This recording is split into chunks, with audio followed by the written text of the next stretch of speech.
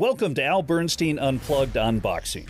In a 40-year Hall of Fame career, Al has chronicled some of the greatest moments in boxing history. On this podcast, you get to hear him expand on those memories and talk about the current news in the sport of boxing. You also hear Al interview some of the biggest names in the sport. Here's Al Bernstein Unplugged.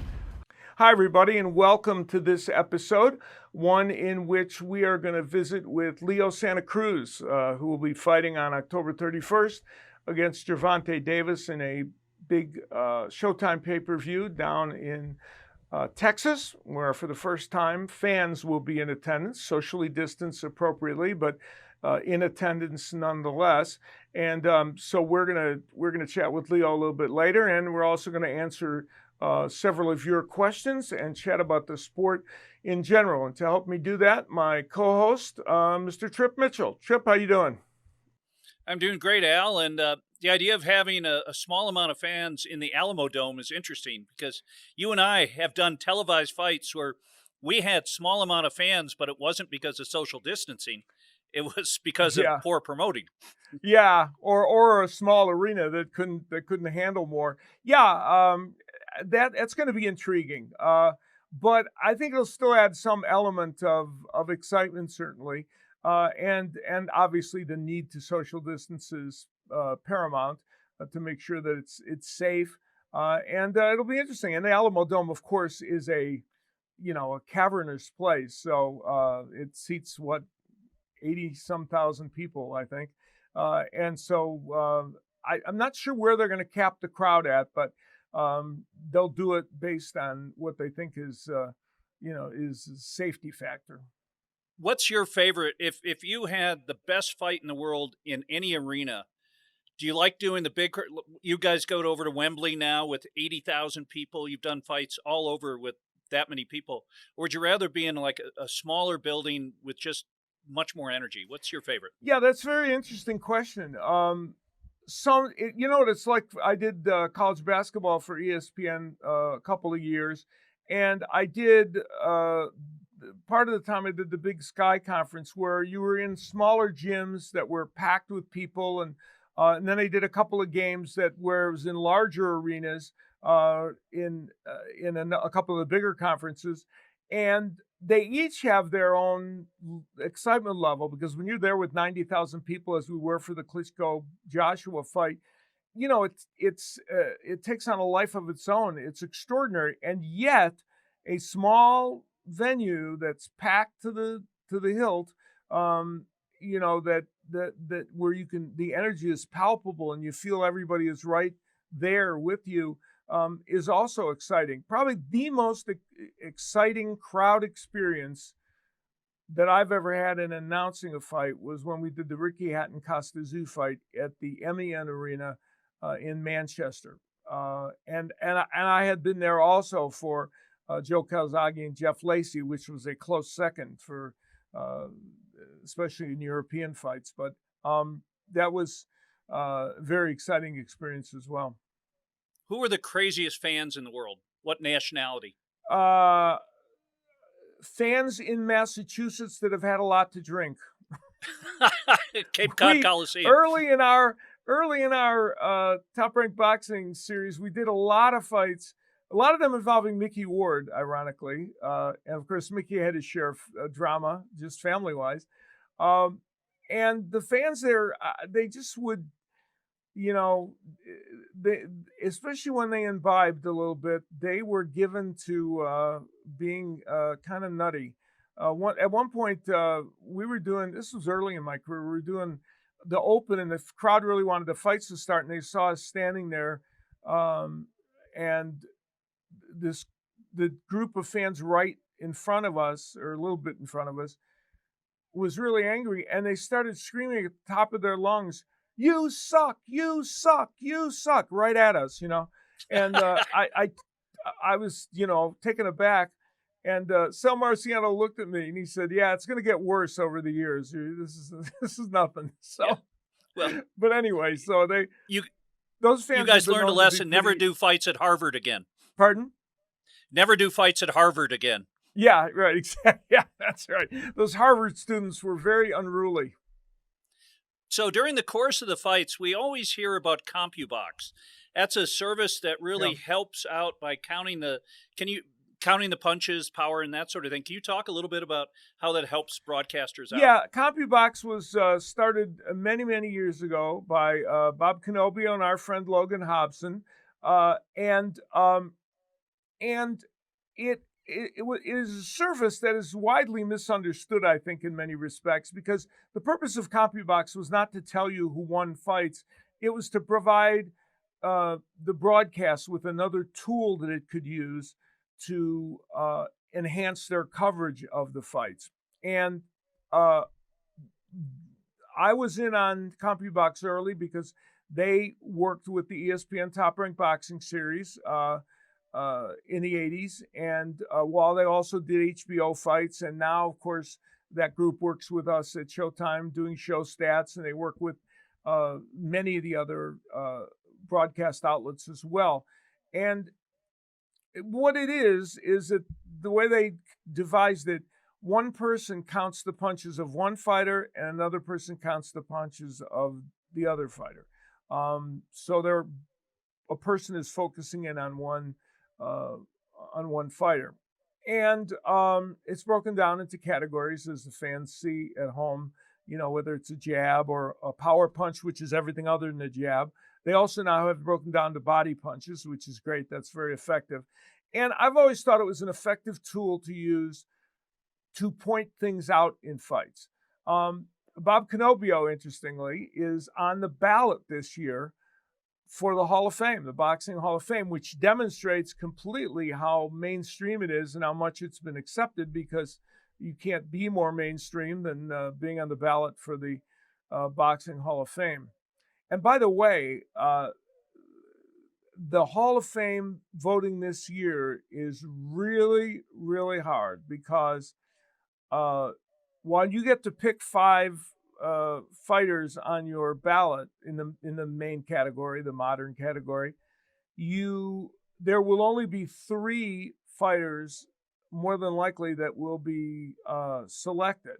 Now here's a real dilemma on the ballot this year, among others: Vladimir Klitschko, Floyd Mayweather, James Toney, Andre Ward, Rafael Marquez, and a number of other great fighters. So you can already see that if only three people can get on, just the first four people I mentioned, you have Klitschko, Mayweather, who of course is a lock, James Toney, and Andre Ward. Now, among those four, you know, they're all Hall of Famers, and No will question. all be in the Hall of Fame. The question is, will they be in on this ballot?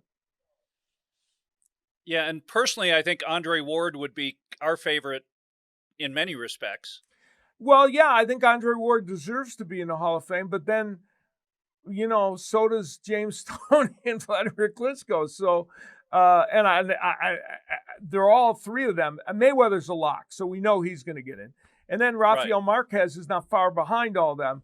But yeah, there's no question Andre Ward deserves to be in. But you know, as I said, so do Toney and Klitschko. So now there is, I think, a rule where if somebody gets 80% of the ballots, they could put on another person. Now, in this case, that may well happen, because I can't imagine a ballot that is turned in that doesn't include those four people that I just mentioned. Now, all the rest of the people will be fighting it out for the other votes, but anybody that fills out a ballot for the International Boxing Hall of Fame that does not include Toney, Ward, Klitschko, and Mayweather, you know, should lose their voting privileges. Exactly. And by the way, Easy for me to say. by the way, we have a complaint about our on-site producer in Vegas. I asked him very nicely about writing a song for us, and he brought up the term "the Golden Girls." Can you? Right. My son Wes, who helps us with the technical parts here, and of course, people know he's a singer-songwriter and has written over 100 songs. And you rightfully asked for that, but he could have said "Friends," couldn't he? I was thinking it, but you and I dancing around a water feature not going to get our viewership up. Let's go to the questions. Brad Cooney wrote, "Hi Al, I'd like your thoughts on Wilder releasing Mark Breland and whether or not you think that's the right move." Yeah. By the way, Brad is a very talented gentleman who does his own boxing podcasts and writes about boxing, and he's a very knowledgeable person when it comes to the sport, and a delightful guy as well. Uh, so this is a really interesting and sticky question, and comes at a time when now Tyson Fury, we just learned the other day, he told the Athletic, not the Atlantic, excuse me, that he is thinking of bypassing the Wilder fight. That Wilder and his people didn't make a deadline that they were supposed to make for having something in place. It was supposed to be on December 19th. Now they're talking about, because of conflicts in the U.S. with other sporting events, they want to push it back. Fury's not. It's already been pushed back because of Wilder, because of injuries, et cetera, and the pandemic. And Fury is not too keen on having it pushed back again. And when they missed the deadline, that kind of gave him a reason for suggesting that he may move on, and he may very well have a fight in England, go home, and he hasn't had a fight in England for several fights, and then move on to a fight with Anthony Joshua, which of course would be a monstrous fight, and that would leave Wilder to try and pick up the pieces in a different way. And then, as Fury said, let him get a couple wins, then we'll do it all over again. As it relates to the letting go of Mark Breland, clearly we know that was an offshoot of Mark Breland stopping the fight, throwing in the towel when he was fighting Fury. And the word is that Malik Scott, who is a heavyweight who actually fought Deontay Wilder, and was a very good, sound, technical heavyweight, though he never reached championship level, that he is going to join JD's as the co-trainer of Deontay Wilder. And that was an interesting choice. He has worked with them before, but he's never been on that level as a co-trainer or lead trainer for someone. So many people believe that Mark Breland became kind of a scapegoat for the loss. Whether that's true or not, only Deontay Wilder and his people know. There's no question Mark Breland is a very talented trainer and knows his way around a boxing ring, and I hope Mark gets additional opportunities with other people. Yeah, and when you have a loss like that, there are scapegoats. Yeah, oftentimes now, especially, changes are made, especially in this day and age. Boxers change trainers like we change suits. It happens a lot. Yeah, and the old days, you just didn't see that. You had continuity, which was probably nice to see. That was good, and in a way maybe bad, because sometimes you might need fresh blood. But overall, continuity, seems like a better way to go if you can do it. But and of course, he was with Mark Breland for a long, long time in his career. So it's not as if it was a decision made, after a short period of time. And he has a right.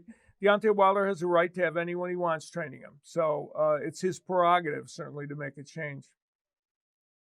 Okay. From the Sweet Science, how do you... well, first of all, let's go up to stacks here. Can Leo Santa Cruz beat Tank Davis? Yeah. Yes, he can. He's the underdog, and rightfully so. Davis is a very powerful puncher, and certainly the most powerful puncher that Santa Cruz has faced. Leo has come up from 118 pounds all the way to 130. Davis fought his last fight at 135, though he'll have to fight this one at 130. And Davis is more of a legit 130-pounder. Santa Cruz just has the one championship fight at 130. And so that's a big bugaboo, the power of Davis. However, the way that Leo Santa Cruz can win is if he says he has to fight almost a perfect fight, and that may be true, but if he uses his height and reach and does his volume punching and keeps Davis at bay, and gets him into the later rounds, he can get the job done and win a decision in this fight. Fantastic. And our final question, the sweet science. How do you see the Lomachenko Lopez fight unfolding? Yeah, we had a very nice interview with Teofimo Lopez that if you have not seen it, please check it out, in which Teofimo Lopez, I thought, revealed himself to be a very thoughtful and interesting young man. Inside the ring, he is an explosive young man as a puncher.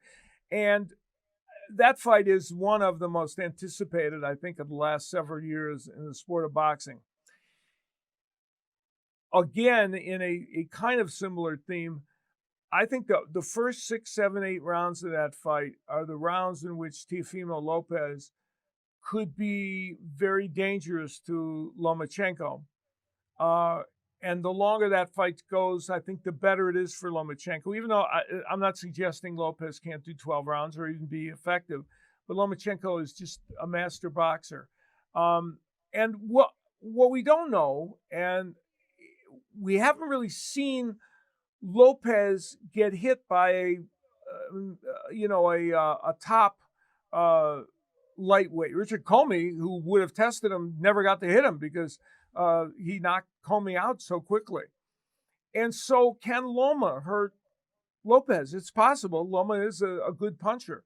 He's not a one-punch knockout artist, but he has many stoppages, and he can punch well. So I think what's going to happen is Loma is going to try and box those early rounds, still put his punches together, and Lopez is going to be looking for something in the first 4 or 5 rounds to at least hurt Lomachenko with and let him know, hey, I'm the bigger puncher in this fight. Once we, if we get to round 7 and 8, it's going to be very interesting. That's for sure. And I don't have a prediction in that fight. I think it's a pick'em fight. And I think that it's going to be, one thing I know is it will be dynamic because Lopez is looking for a knockout. Lomachenko is an active fighter who always throws a lot of punches, always puts his combinations together, and is not afraid to be in a firefight when he thinks it suits him. So all in all, I think it's going to be a terrific fight, and I'll be glued to the TV set like everyone else will. That fight is going to be on ESPN and available to a lot of people, and I think it's going to be fun.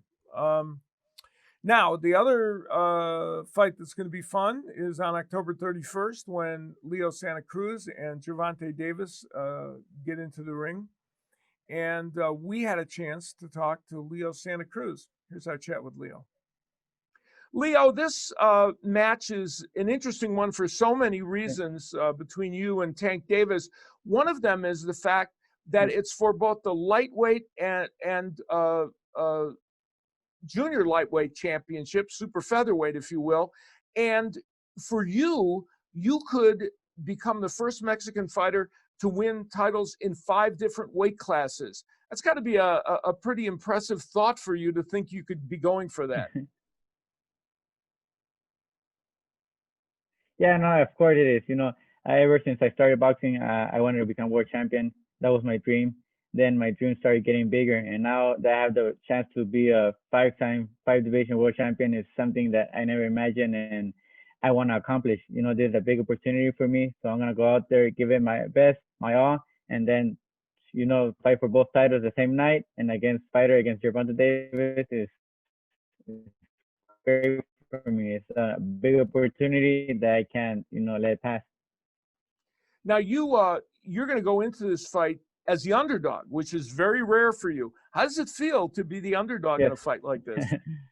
No, it feels, a little bit weird. It's, it sucks, but at the same time, it motivates me more. It motivates me more because I'm going with that mentality that I want to go and show the world. That I deserve to fight him, that I'm at his level, that I could go out there and beat him, gain his 3rd defeat. And because, we asked for this fight. We were the ones that asked for this fight. We were the ones that wanted him. We wanted to fight big opponents, big names, and what better opponent than Gervonta Davis? And your dad, who of course is going to be in your corner, and many people know your dad has battled cancer, uh, and recently contracted COVID and got past that. And you said one of the reasons this fight is important is because your dad wanted it. He believed in you to take this fight, didn't he? Yeah, of course. Yeah, my dad wanted this fight. He said, "Hey, you could beat Gervonta Davis. You just gotta watch out for his power because he is strong. He does hit hard. And he can knock you out if he catches you. But if you out there and fight a smart fight, you could beat him. You have longer reach. You have more experience, and with your experience and with you throwing punches, you could beat him." Is he the hardest puncher you faced? I would think he probably would be, although you don't know yet because you haven't been in the ring with him. But on paper, he seems to be, he's a true lightweight. He has to make 130 to fight you, but it seems like he would be the hardest puncher you faced. Yeah, no, it is. I think he's the hardest puncher I have ever faced that I'm gonna face in my career. He has 22 knockouts out of 23 wins, so it shows that he's a bigger guy. He's a natural lightweight, and after weigh-ins, I think he puts up too much weight, so I think that's where he gets his power. But we're gonna be smart. We're gonna go out there and try to fight a perfect fight because we know we have to fight a perfect fight to beat him, to not get caught, and that's what we're gonna plan to do. Now, if you take him into the later rounds, you've been 12 rounds 9 times, and he's only been in the 12-round distance, actually never, but he got into the 12th round once. Do you think those later rounds, the trick is to get there, of course, are those later rounds going to be rounds that you think you will own? Yeah, of course. I think those are the later rounds I'm gonna be able to, take advantage of, because maybe Tank Davis is not used to it, so maybe he might be gassed out.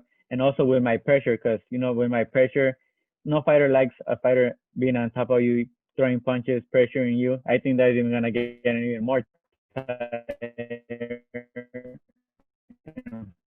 frustrated. So I think it's gonna be more hard for him to go into the later rounds, 12 rounds, and have the same energy. So I think I'm gonna break down little by little, and he's gonna be gassed out. So you think, and your work rate is a big part of that, isn't it? By being so busy. Yes, yeah, that's what we're planning to do. My work rate, staying on top of him, throwing a lot of punches. I don't think he's not gonna know what to do. It's gonna frustrate him, and he's gonna gas out and put all his power out, and he won't be able to make it out 12 rounds. How your height and reach, even though you're the fighter, that is from lower weight class, you have a height and reach advantage on him. How important is that, and how will you use that?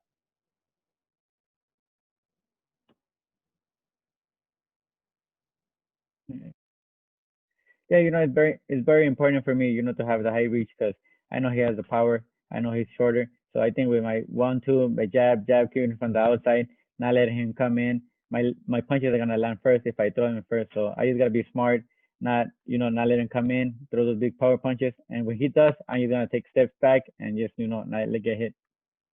This is a pay-per-view. You're headlining this pay-per-view. That has to Yeah. feel like a big deal to you, huh? Yes, of course. This is my first pay-per-view, me headlining it. That was my dream. So it's a dream come true. I'm gonna go out there, try to become a superstar. Show the world who Leo Santa Cruz is, and this is my time to shine, and that's what I'm gonna try to do. October 24th. I was thinking before we did this interview, I've been announcing your fights for quite a while, and I think it started when you were, in your early 20s, and you're 32 now. And it's so weird because I think of you kind of frozen in age, at 25 or something. Yes. How do you feel at 32? I know you feel like a veteran, but do you feel fresh because you could, if you win this fight, you can still have some very big fights in the lightweight division.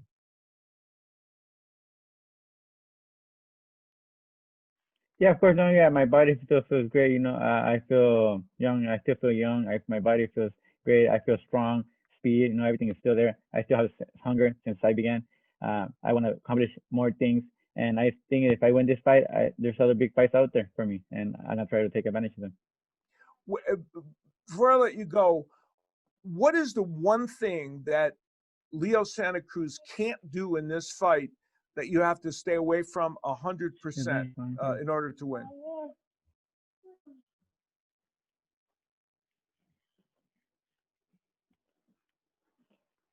Oh, we got a visitor.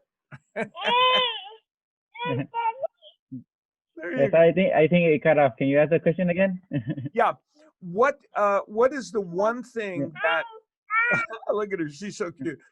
What is the one thing that you can't do in this fight that you have to stay away from doing that would be the biggest problem?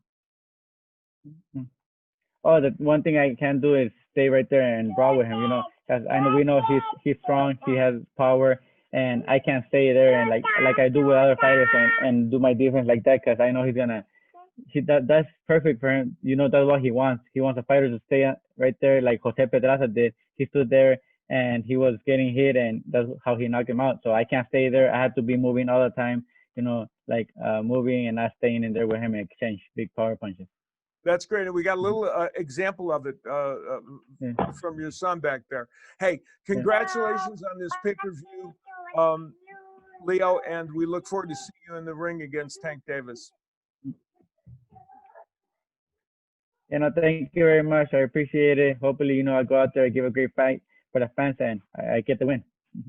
So Leo Santa Cruz, as he gets ready for his October 31st matchup with Gervonta Davis, as I said, a soft-spoken gentleman who is really a delight to be around. But once he gets in the ring, he's fists fly, and he throws sometimes over 100 punches per round. So we'll see how that all goes down on October 31st. Of course, I will be there announcing the fight with Mauro Ranallo and Abner Mares at ringside, and our good friend Brian Custer, um, who, by the way, of course, has his own podcast, The Last Stand, which is part of our stable with Let's Do Something Productions, and we'll all be there in Texas to bring you the big pay-per-view, and I'm looking forward to it. Hey, Al, I want to make a confession. We are not saying that all Harvard students are drunk and unruly at boxing matches. It's mostly the MIT and the Brandeis kids are the bad ones. Boy, am I glad you made that distinction, right? Because it would be wrong to just criticize the Harvard kids for that. Now we have formed a nice partnership with Tom Yankelo and his world-class boxing channel, and we urge you to go over and check out that channel because if you're an aspiring boxer and you are getting involved in the sport, take a look at it because he's got some great instructional videos, and even for those of you that are just boxing fans, the videos are not just instructional; they also are historical, and they talk about how specific fighters would deal with situations. And Tom is a very knowledgeable guy, so check his channel out. Al, he's going to work with me. I've got my new hockey season starts on Wednesday night, and I've gone 0 for the past 14 years in hockey fights. I've got to win one before I retire. Yeah, so Tom's going to help you with that, right? He is. All right. Now, how hard is it to fight on skates? For me, it increasingly harder and harder, but he's got some strategies for me. All right. Well, Use the jab. I think that's a very sound move on your part to get some extra advice. We know one thing that one of our guests next week could fight on canvas. That's for sure. Vinny Pazienza is going to be visiting with us on our next show, and Vinny Paz is a colorful and fun guy. And as if that weren't enough, there's more. We also have Tim Ryan, the legendary voice of boxing on CBS.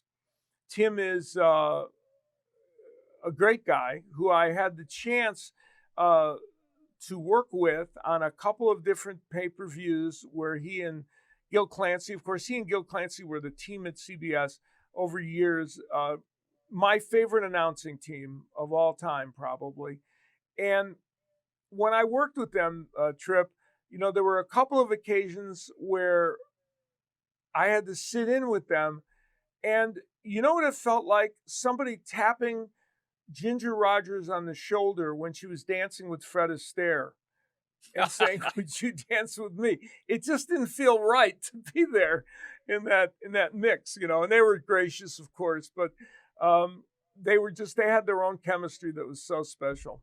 So Anyway, it's going to be fun. We're going to visit with Vinny Pazienza and Tim Ryan next week, and then in upcoming episodes we have Damian Lillard, the great guard for the Portland Trailblazers, who's a huge boxing fan. He'll be joining us, and so we got some fun folks for you to hear from on this show, and we're very glad that you joined us. So on behalf of Trip, we will see you next time.